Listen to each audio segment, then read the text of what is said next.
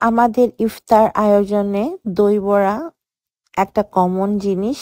অনেকে এটা পছন্দ করেন ইফতারের টেবিলে। আজকে আমি আপনাদেরকে ট্রেডিশনাল দই বড়া তৈরি করে দেখাবো। আর ট্রেডিশনাল দই বড়াটা তৈরি হয় মাসকলাই ডাল দিয়ে। আজকের রেসিপিটি শুরু থেকে শেষ পর্যন্ত দেখবেন, তাহলে অনেকগুলো টিপস থাকবে আর সেই সাথে কিভাবে ডালের গন্ধটা দূর করবেন তার টিপসও আপনাদেরকে দিব। এই জন্য আমি 1 কাপ পরিমাণ মাসকলাইয়ের ডাল সারা রাত পানিতে ভিজিয়ে রেখেছিলাম। শুকনো অবস্থায় ডালগুলো দেখতে ঠিক এরকম হয়, ছোট ছোট।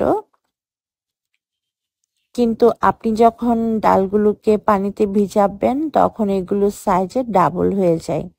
আর অবশ্যই ডালগুলোকে 5 ঘন্টা ভিজিয়ে রাখতে হবে দই বড়া বানানোর আগে। আমি সারা রাত রেখেছিলাম, তারপর ভালোভাবে পানি দিয়ে ধুয়ে নিয়েছি। এখন এই ডালগুলোকে আমি ব্লেন্ডার জারে ঢেলে নিচ্ছি। পানি ছাড়াই এই ডালগুলোকে আমি বেটে নিব, তবে আপনারা চাইলে শিলপাটায়ও বেটে নিতে পারেন। এখন একদম মিহি পেস্ট করে ডালগুলোকে ব্লেন্ড করে নিব। ব্লেন্ড করার পর ডাল বাটাটা দেখতে ঠিক এরকম হয়েছে, একদম মিহি, অনেকটা ক্রিমের মতো হয়ে যাবে। ডালের কোনো আস্ত অংশ থাকবে না, এমন ভাবে ব্লেন্ড করবেন। এবারে একটা বাটির মধ্যে আমি নিয়ে নিচ্ছি আমাদের ডাল বাটাটা।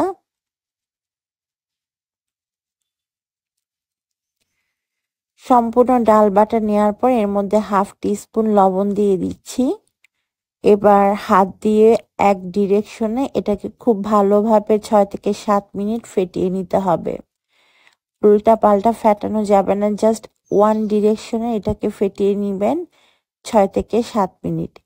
তারপর এর মধ্যে আমি 1/2 টিস্পুন দিলাম একদম মিহি কুচি করে আদা কুচি, আর 1 টেবিল চামচ কিশমিশ, 1 টেবিল চামচ কাঁচামরিচ। যদি আপনারা ডালের গন্ধটা দূর করতে চান তবে এই অবস্থায় 1 টেবিল চামচ আদা কুচি দিয়ে নিবেন। তারপর সবকিছুকে আমি আরো 2 থেকে 3 মিনিট ফেটিয়ে নিব, যতক্ষণ না এটা ফ্লাফি হয়ে যাচ্ছে আর কালারটা আরো একটু সাদাটে হয়ে আসে।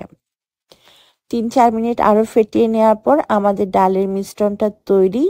একটা পানি ভর্তি গ্লাসের মধ্যে কিছুটা মিশ্রণ আমি দিয়ে দিচ্ছি। মিশ্রণটা যদি সাথে সাথে উপরে এভাবে ভেসে উঠে তাহলে বুঝতে হবে ডালটা খুব ভালোভাবে ফেটানো হয়েছে।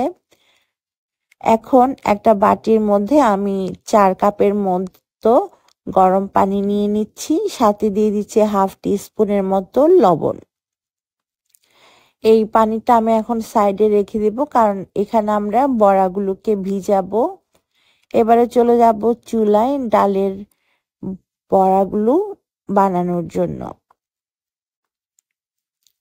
চুলার মধ্যে তেলটাকে হালকা একটু গরম করে নিয়ে এর মধ্যে আমরা অল্প অল্প করে ডালের মিশ্রণটা দিয়ে দিচ্ছি।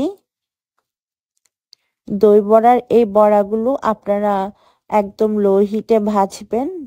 চুলার আঁচ বাড়িয়ে দিয়ে ভাজলে উপরে খুব তাড়াতাড়ি কালার চলে আসবে, কিন্তু ভেতরে কাঁচা থাকবে।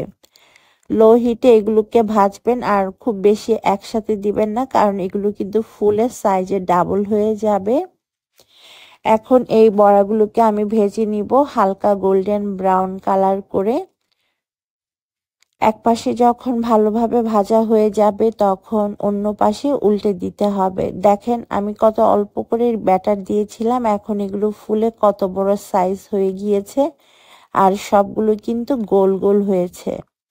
আর এখানে আরো একটা টিপস দিই, সেটা হচ্ছে আদা কুচি দিলে ডালের কোনো গন্ধই কিন্তু থাকে না, তাই অবশ্যই আদা কুচিটা দিবেন। আমি ঠিক এরকম হালকা গোল্ডেন করে ভাজবো। এখন এগুলোকে তেল থেকে তুলে একটা কিচেন টিস্যুর মধ্যে নিয়ে নিচ্ছি। এর চাইতে কড়া করে ভাজার কোনো দরকার নেই। এভাবে বাকি ব্যাটারটা দিয়ে আমি সবগুলো দই বড়া বানিয়ে নিয়েছি। তো আমাদের গোলুমোলু দই বড়া কিন্তু একদম রেডি। আর দেখেন এগুলো কত সুন্দর হয়েছে, ভেতরটা পারফেক্ট ভাবে তৈরি হয়েছে, অনেকটা কেকের মতো হয়েছে ভেতরটা। এবারে আমি এই দই বড়াগুলোকে যে পানিটা রেডি করে রেখেছিলাম গরম, সেই পানির মধ্যে দিয়ে দিচ্ছি। পানির মধ্যে দই বড়াগুলোকে এখন 30 মিনিটের মতো আমি ভিজিয়ে রাখবো। আর এই 30 মিনিটে দই বড়াগুলো খুব সুন্দরভাবে পানিটাতে ডুবে থাকবে। আপনারা চাইলে এই দই বড়াগুলোর বড়াটাকে বানিয়ে রেখে সংরক্ষণ করতে পারেন এয়ারটাইট বক্সে। 2 থেকে 3 দিন পর্যন্ত এগুলো ভালো থাকে। জাস্ট যখন খাবেন তখন দইয়ের মধ্যে ভিজিয়ে নিলেই হবে। আমি কিছু বড়া এভাবে ছোট্ট একটা এয়ারটাইট বক্সের মধ্যে রেখে দিচ্ছি। দইয়ের মিশ্রণটা তৈরির জন্য এখানে 2 কাপ টক দই নিয়েছি, দিলাম 1/3 কাপ পরিমাণ চিনি আর 1 চিমটি পরিমাণ লবণ। আর দইয়ের পানিটাকে অবশ্যই ঝরিয়ে নিবেন। একটা হ্যান্ড হুইস্ক দিয়ে খুব ভালোভাবে মিশিয়ে নিতে হবে যতক্ষণ না এটা দেখতে অনেকটা ক্রিমের মতো লাগে। কিছুক্ষণ মিশিয়ে নেওয়ার পর দেখেন আমাদের দইয়ের মিশ্রণটা একদম ক্রিমের মতো হয়ে গিয়েছে। এদিকে 30 মিনিট পর দই বড়াগুলোও খুব সুন্দরভাবে পানি অ্যাবজর্ব করে নিয়েছে। এখন এর ভেতরে থাকা পানিটা আমি হাত দিয়ে বের করে নিব।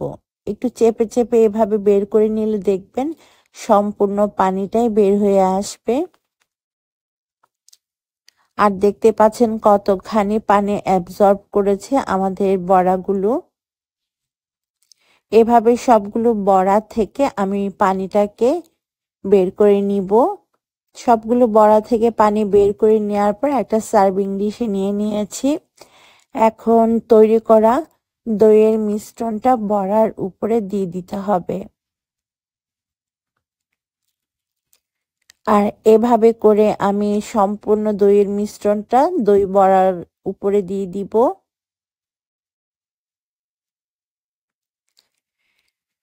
দইয়ের মিশ্রণটা দিয়ে দেওয়ার পর এর মধ্যে দিয়ে দিতে হবে গ্রিন চাটনি। আর গ্রিন চাটনির রেসিপি আমি আপনাদের সাথে শেয়ার করেছি, আমার চ্যানেলে আছে, চাইলে আপনারা ওখান থেকে দেখে নিতে পারেন।